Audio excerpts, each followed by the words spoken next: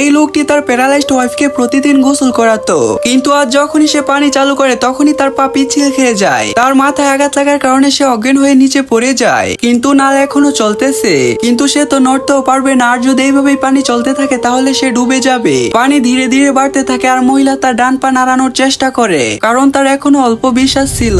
সে নিচের পানির ঢাকনা খুলতে চায়, কিন্তু বারবার চেষ্টা করার পরেও সে ব্যর্থ হয়, এমনকি উপরে লাগানো চেন ছিঁড়ে যায়। এবার সে পুরোপুরি হতাশ হয়ে যায়। পানি লাগাতার বাড়তেছে এবং তার মুখ আর নাকে পৌঁছে যায়। জীবিত থাকার জন্য সে তার বাম হাতে জোর লাগায় এবং শাওয়ারের হ্যান্ডেলে পৌঁছানোর চেষ্টা করে। ধীরে ধীরে সে টিপকল ঘুরে এবং পানি আসা স্লো হয়ে যায়, কিন্তু পানি এখনো বাড়তেছে, এমনকি শ্বাস নেওয়ার মতো কোনো উপায় ছিল না। তারপর সে তার পুরো শক্তি দিয়ে পা নাড়ানোর চেষ্টা করে। তারপর সে জোরে একটি ধাক্কা দিয়ে পানির ঢাকনা খুলে ফেলে। ধীরে ধীরে পানি কমে যায় এবং তার মাথা পানির বাহিরে চলে আসে। সে এখন শান্তির নিঃশ্বাস নেয়। তখন সে বুঝতে পারে তার শরীর আবার চলতেছে। 30 বছর ধরে প্যারালাইজড থাকা শরীর একবারেই ঠিক হয়ে গেছে। সে ধীরে ধীরে হাত দিয়ে বাথটাব থেকে উঠার চেষ্টা করে, কিন্তু যখন সে মাথা উপরে উঠায় তখন সে অবাক হয়ে যায়, কারণ তার স্বামী যে নাকি অজ্ঞান হয়ে পড়েছিল সে এইখানেই ছিল না। নিচে রক্তের ছাপ, কিন্তু তার স্বামী উধাও। কিন্তু সে কেন তাকে বাঁচানোর চেষ্টা করেনি? সে কি ইচ্ছে করেই তাকে মারতে চেয়েছিল?